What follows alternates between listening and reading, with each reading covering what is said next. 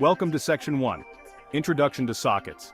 Sockets are the backbone of network communication, providing a standardized interface for processes to exchange data, even across different machines. Think of a socket as a two-way communication endpoint. It allows data to flow in and out, facilitating interaction between applications. Sockets are essential for building a wide range of networked applications, from web browsers and email clients to online games and video streaming services.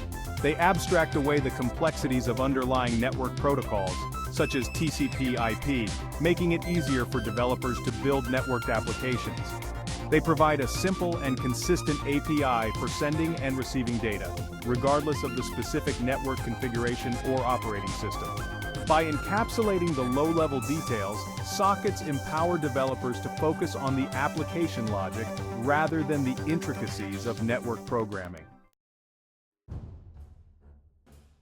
Now, in Section 2, the importance of sockets, let's explore why sockets are fundamental to modern computing.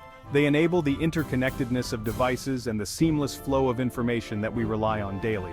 Without sockets, the internet as we know it would not exist. From browsing websites to streaming videos, almost every online activity involves socket communication behind the scenes. Sockets power a vast array of applications and services that have become indispensable in our personal and professional lives.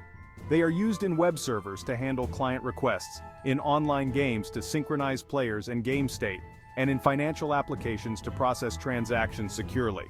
The importance of sockets cannot be overstated in today's interconnected world. Moving on to Section 3, Understanding TCP and UDP. When it comes to socket programming, there are two primary protocols to choose from: TCP, the Transmission Control Protocol, and UDP, the User Datagram Protocol. Each protocol has its own characteristics and trade-offs, making them suitable for different types of applications.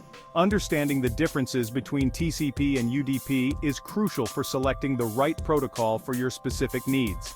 TCP is a connection-oriented protocol that provides reliable and ordered data transmission. When using TCP, a connection is established between the client and server before any data is exchanged. This connection acts as a virtual pipe, ensuring that data arrives in the same order it was sent and without any loss. TCP is well suited for applications that require data integrity and reliability, such as web browsers, email clients, and file transfer protocols. UDP, on the other hand, is a connectionless protocol that prioritizes speed and efficiency over reliability. With UDP, data is sent in discrete packets without establishing a prior connection. This makes UDP faster than TCP, as there is no overhead associated with connection establishment and teardown. However, UDP does not guarantee data delivery or order.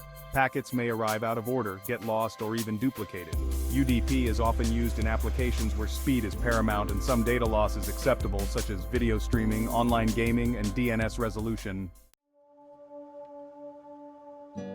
Finally, in Section 4, setting up your development environment, before diving into socket programming, it's essential to set up a suitable development environment. This typically involves installing the necessary software and configuring your system for network programming. The specific steps may vary depending on your operating system and chosen programming language. For this guide, we'll focus on using Python, a popular and beginner-friendly language for socket programming. Start by installing Python on your system if you haven't already. Python comes with a built-in module, providing all the necessary functions for working with sockets. Once Python is installed, you're ready to start writing socket programs.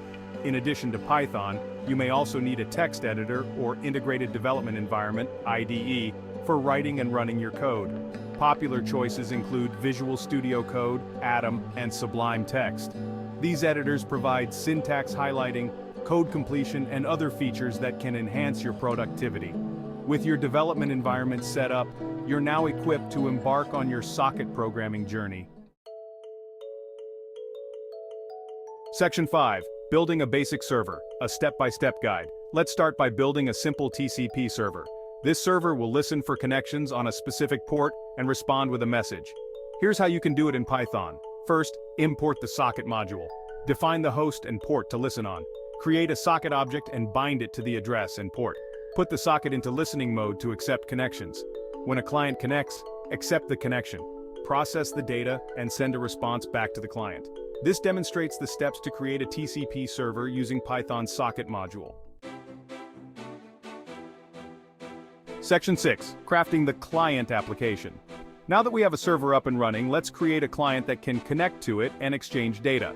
The client code will be simpler than the server code, as it only needs to initiate a connection and send, receive data.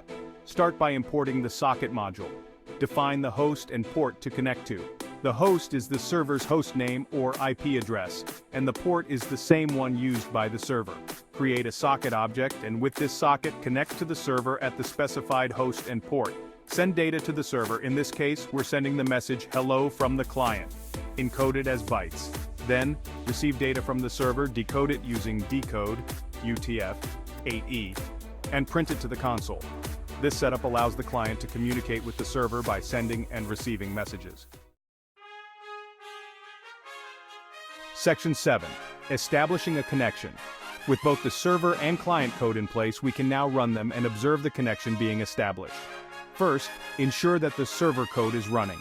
Then, execute the client code. If everything is set up correctly, the client should successfully connect to the server.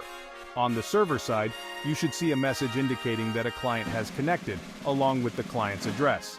On the client side, the client should receive the message sent by the server. This simple example demonstrates the basic principles of socket programming. The client and server can now exchange data over the network, laying the foundation for more complex interactions. In a real-world application, the data exchanged between a client and server is rarely limited to simple messages. You'll often need to handle different data types, such as integers, floats, and even complex objects.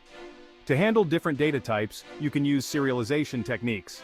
Serialization involves converting data structures into a format that can be transmitted over a network. Common serialization formats include JSON, which stands for JavaScript Object Notation, and Pickle, which is Python specific. On the sending side, you would serialize the data before sending it over the socket. On the receiving side, you would deserialize the received data back into the original data structures. This allows you to exchange complex data structures between the client and server seamlessly. Error handling is a crucial aspect of socket programming. Network connections can be unreliable, and errors such as connection timeouts, broken pipes, and refused connections can occur. It's essential to handle these errors gracefully to prevent your application from crashing. You can use try-except blocks to handle potential errors during socket operations. For example, you can wrap the call in a try-except block to handle connection refused errors. Here's a quick example in Python try_s.connect host port, except connection refused, error print, connection refused. Is the server running? In addition to error handling, it's also good practice to implement timeouts for socket operations.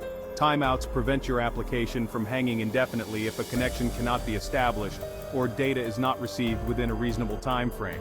By incorporating error handling and timeouts into your socket programs, you can make them more robust and resilient to network issues.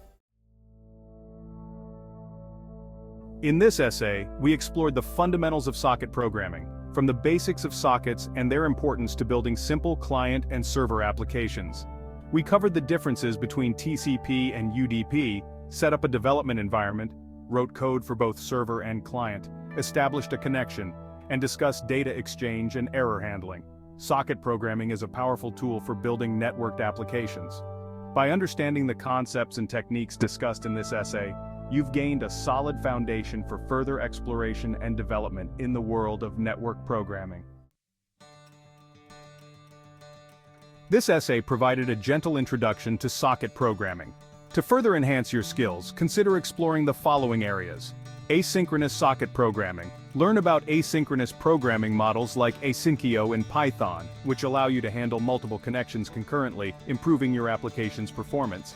Advanced socket options. Dive deeper into socket options such as so_reuse ADR and so_linger to fine-tune your socket behavior for specific use cases. Secure socket programming. Explore SSL/TLS encryption to secure your socket communications, protecting sensitive data transmitted over the network. Multi-threading and multiprocessing. Learn how to leverage multiple threads or processes to handle concurrent connections and improve your application's responsiveness. Network protocols. Delve into the intricacies of network protocols like HTTP, FTP, and SMTP to build applications that communicate using these protocols. By continuously expanding your knowledge and experimenting with different socket programming techniques, you'll become proficient in building robust, scalable, and high-performance networked applications.